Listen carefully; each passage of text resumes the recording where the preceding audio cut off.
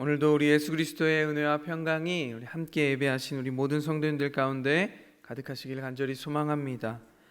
우리가 지금 4월부터 민수기의 말씀을 묵상하고 있습니다. 그래서 새벽기도, 속회 예배, 민수기의 말씀을 통해서 우리가 은혜를 나누는데요.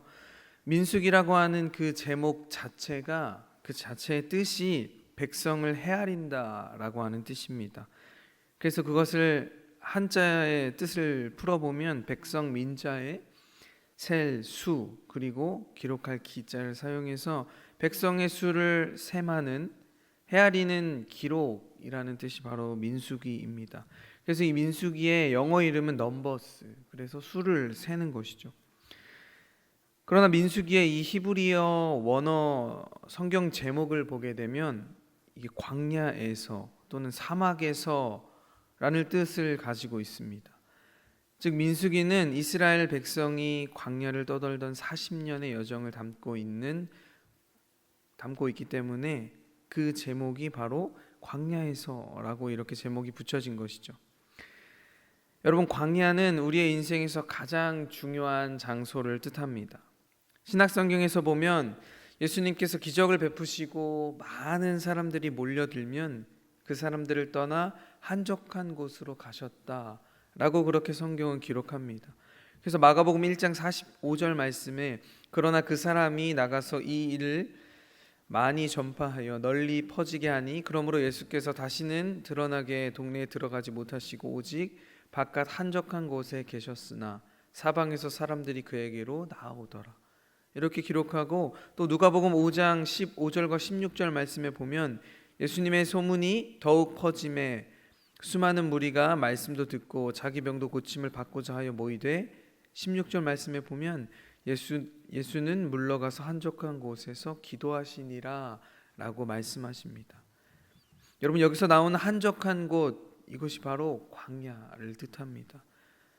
그렇다면 왜 예수님께서는 한적한 곳 광야로 나가셨을까요? 누가복음 5장 16절 말씀과 같이 기도하시기 위함이셨습니다. 즉 번잡하고 복잡하고 세상 사람들의 소리로 어지러운 그곳을 벗어나서 하나님의 음성을 듣고자 조용하고 한적한 곳으로 가신 것입니다. 그래서 하나님께서는 이스라엘 백성들을 지금 어디로 부르셨냐면 광야로 불러내셨습니다. 광야로 이끌어 주셨습니다.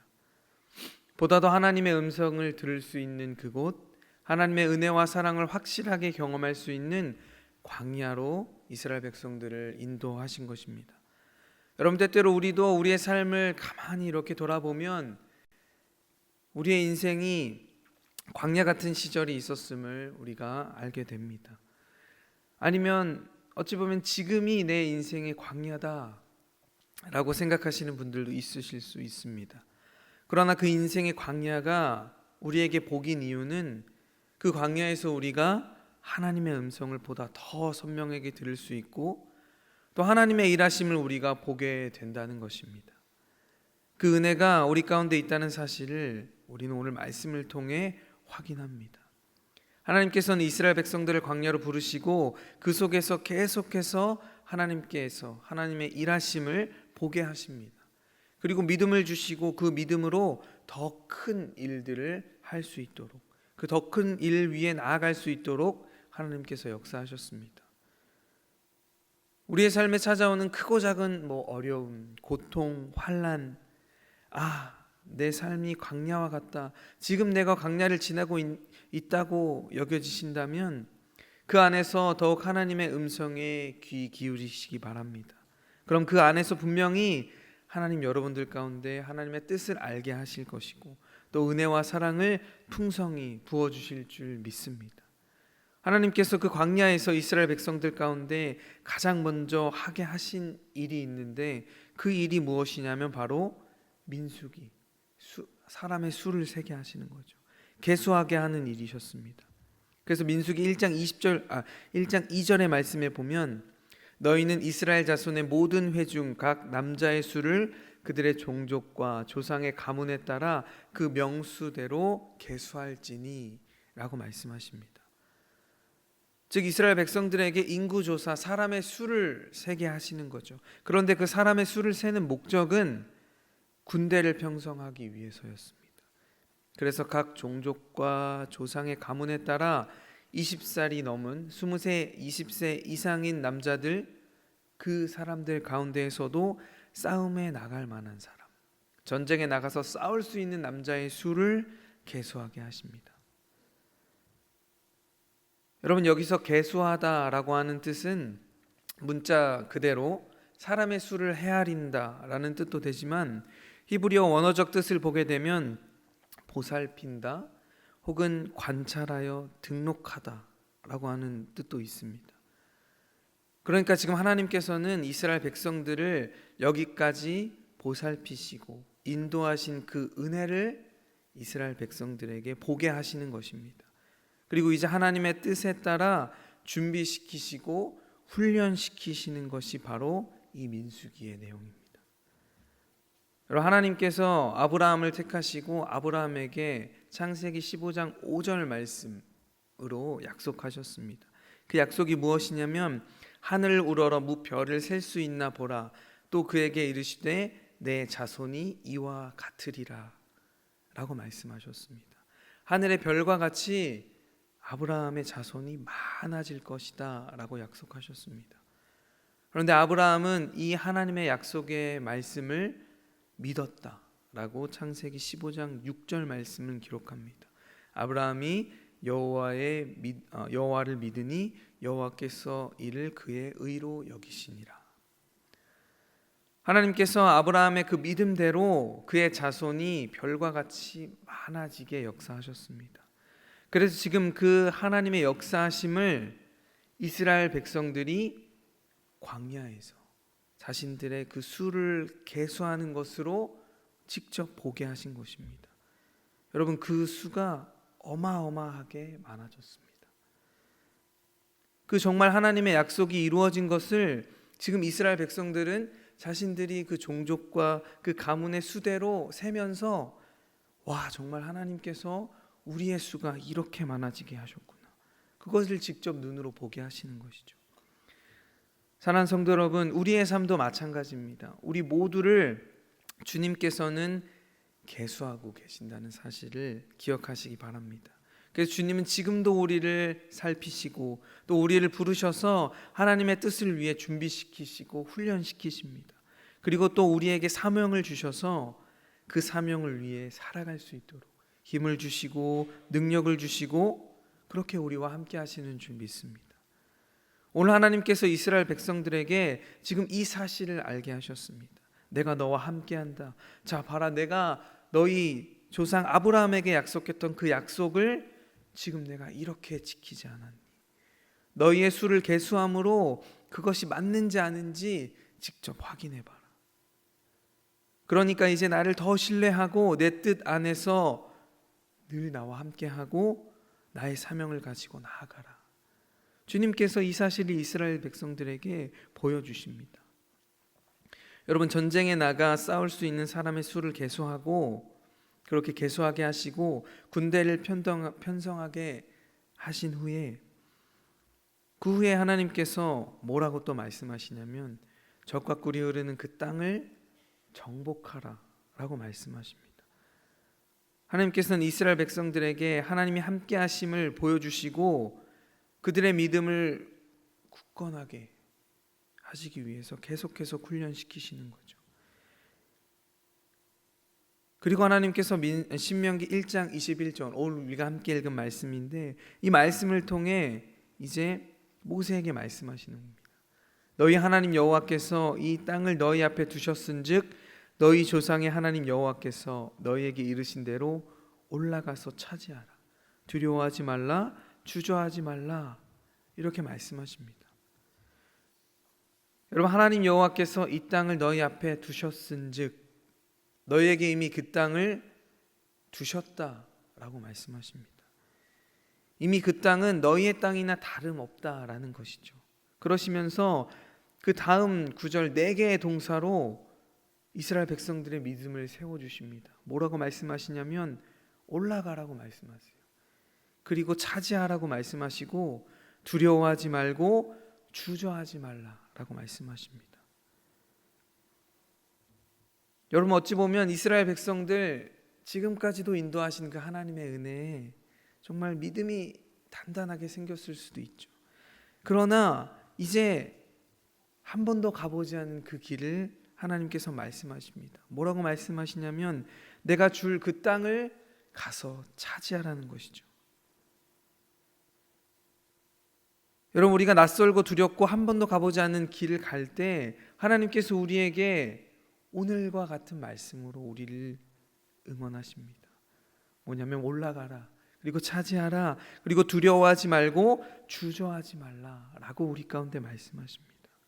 여러분, 때때로 하나님께서 내 삶을 인도하시는 방법이 내가 지금까지 쌓아놓은 것을 다 내려놓고, 또는 내가 지금까지 읽어놓은 모든 것을 다 버리고, 또 지금까지 살아왔던 삶의 방식을 멈추고 하나님만 따르라고 하시는 것 같은 느낌이 들 때가 있습니다. 그래서 마치 하나님의 말씀대로 따라가는 것이 지금까지의 삶과는 전혀 다른, 낯설고 두렵고 한 번도 가보지 않은 길을 가게 하시는 것처럼 여겨질 때가 있습니다. 여러분, 아브라함도 그랬습니다. 하나님께서 아브라함에게 창세기 12장 1절 말씀에 너는 너의 고향과 친척과 아버지의 집을 떠나 내가 내게 보여줄 땅으로 가라 라고 말씀하십니다. 이 말이 무엇이냐면 옛 과거의 삶을 모두 다 청산하라는 것이죠. 그리고 무작정 나의 말을 믿고 떠나라는 것입니다. 하나님께서 인도하시는 곳으로 가라는 것입니다. 내가 너에게 정해준 그 땅이 어디냐면 바로 여기야.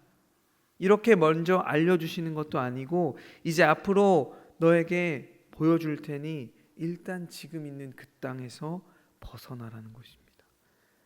하지만 아브라함은 하나님을 믿었기에, 하나님의 이 약속의 말씀을 믿었기에 하나님께서 내 삶을 계수하시고 보살피심을 믿었기에 그 말씀에 즉시 순종하여 길을 떠납니다. 그때 하나님께서 아브라함에게 내게 보여줄 땅이 어떤 땅인지 보여주십니다. 여러분, 만약에 아브라함이 아니요 하나님, 저는 하나님께서 어디로 가라고 딱 정해주시면 그때 움직이겠습니다. 아니면 하나님, 지금 조금만 더 여기에 있다가 나중에 제가 떠날게요. 지금 제가 이렇게 버려놓은 것이 너무나도 많아서 이것만 해결하고 조금 있다 가겠습니다. 이렇게 말하지 않았습니다. 하나님께서 말씀하시니 어딘지 모르고 낯설고 두렵고 한 번도 가보지 않은 길이지만 아브라함은 떠났습니다. 사랑하는 성도 여러분, 이것이 바로 하나님께서 원하시는 우리의 믿음의 모습인 줄 믿습니다. 오늘 하나님께서 우리에게 이렇게 말씀하십니다. 올라가라, 그리고 차지하라. 여러분, 믿음의 행위를 우리 가운데 요구하십니다. 여러분, 산 정상이나 높은 타워 꼭대기에 올라가서 이렇게 밑을 내려다보면 어떻죠? 모든 것이 굉장히 작아 보입니다. 자동차, 기차, 심지어 비행기마저 다 모형처럼 조그만하게 보여요. 하지만 밑에서 위를 올려다보면 어떻죠? 여러분, 모든 것이 다 커 보입니다. 조그만 것도 엄청나게 커 보입니다. 그래서 올라가는 것이 힘들고 어렵고 때로는 두렵습니다. 왜냐하면 밑에서 올려다보면 실제보다 다 더 커 보이고 무서워 보이고 두렵기 때문입니다. 그래서 나보다 커 보이고 나보다 더 강해 보이고, 하지만 나 자신을 보면 너무 내가 초라하고 작아 보이고 능력이 없어 보이고. 하지만 우리가 올라갈 수 있는 이유는 바로 하나님께서 우리 가운데 말씀하셨기 때문입니다. 하나님의 약속의 말씀을 믿기 때문입니다. 하나님께서 올라가라 하셨을 때는 여러분, 이유가 있지 않겠습니까? 하나님께서 차지하라고 하셨을 때는 아무 대책을 마련해 두지 않으시고 우리에게 이러한 말씀을 하지 않으셨을 것입니다. 분명히 하나님께는 계획이 있고 뜻이 있으십니다. 여러분, 나 자신만을 믿고 올라가고 그래서 내가 차지할 수 있어, 난 할 수 있어, 여러분 이렇게 생각하고 나아가는 것은 사실 믿음이 아닙니다. 이것은 그냥 말도 안 되는 자신감이고 그냥 허세죠. 그러나 우리가 믿음으로 올라갈 수 있는 이유는 하나님께서 오늘도 우리에게 말씀하셨습니다. 비록 힘들고 어렵지만 두렵지만 올라가라고 말씀하셨기 때문에 그 말씀을 믿기에, 그 말씀을 의지하여 우리가 올라가는 것입니다. 그리고 말씀에 힘입어 우리가 차지하게 되는 줄 믿습니다.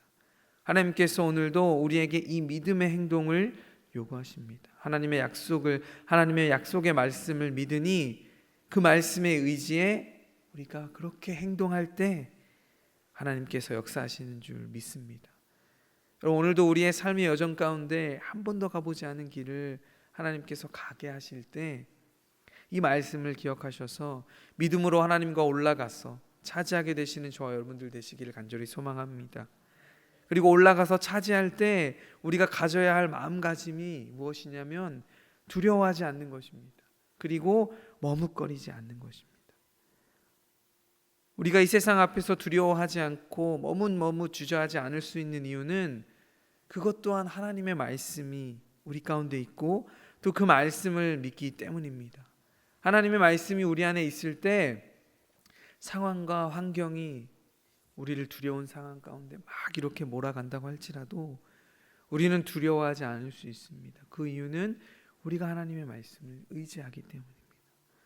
여러분, 세상 소리에 귀 기울이고 사람의 말을 너무 의식하면 우리의 믿음 흔들릴 수밖에 없습니다. 여러분, 오늘날 얼마나 많은 소리가 우리를 미혹하는지 모릅니다. 그리고 이 세상에 많은 사람들, 내 친구의 소리만 들어도 그 말이 다 맞는 것 같아요. 그래서 저 사람 이야기를 들으면 그 말도 맞는 것 같고, 또 다른 사람을 만났을 때 그 말도 맞는 것 같고. 그런데 여러분, 그때 우리가 해야 할 일은 그 말을 듣고 그 말이 잠시 잠깐 나에게 위로가 되고 마음의 위안이 될 수는 있겠지만 그 말이 우리의 인생의 근본적인 문제를 해결해 줄 수 없다는 사실을 기억하고 오직 우리는 영원한 생명과 진리를 주시는 여호와 하나님의 말씀을 붙잡아야 하는 줄 믿습니다.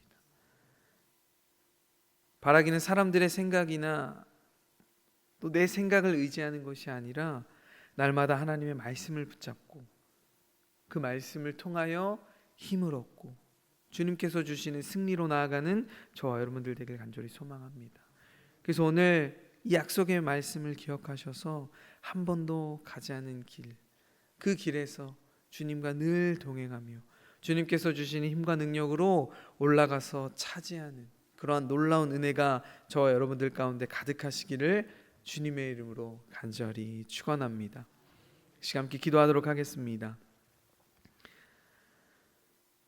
사랑의 주님, 주님께서는 미지의 땅, 익숙하지 않고 한 번도 가보지 않은 길로 나를 이끄실 때 그것을 거부하고 두려움에 떨고 있는 것이 아니라 믿음으로 발을 내딛게 하여 주시옵소서. 하나님께서 모든 것을 예비하셨음을 믿고 두려워하지 말고 또 주저하지 않고 믿음으로 나아갈 수 있도록 인도하여 주시옵소서. 내 자신을 의지하고 남들의 말과 힘을 의지하는 것이 아니라 오직 살아계신 여호와 하나님의 말씀을 의지하길 원합니다. 그 믿음이 우리를 더욱 주님께로 나아가게 함을 믿사오니 우리의 삶을 그렇게 인도하여 주시옵소서. 감사드리며 우리 주 예수 그리스도의 이름으로 간절히 기도하옵나이다. 아멘.